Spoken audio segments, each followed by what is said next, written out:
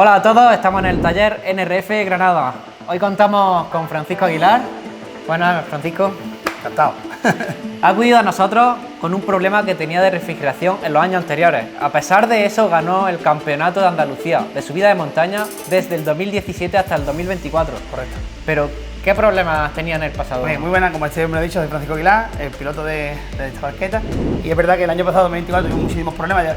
Venía cargando los de años anteriores con el tema de la refrigeración y ya el año pasado es que nos dio bastantes problemas, nos dieron tirados, tuvimos sobrecalentamiento, reventamos manguitos, el radiador no estaba en su sitio, total, que tuvimos muchísimos problemas de refrigeración. Y a través de un amigo lo conocimos y de verdad es que nos han dado un trato espectacular y nos han montado un material, que eso es un espectáculo. Nos han montado un radiador nuevo, mucho mejor flujo, mejor refrigeración y el coche es un espectáculo. No lo hemos probado todavía aún porque no hemos tenido tiempo, porque lo acabamos de terminar, pero nada más de la vista que tiene y cómo está probando, eso es un espectáculo, la verdad. ¿Qué esperas este año?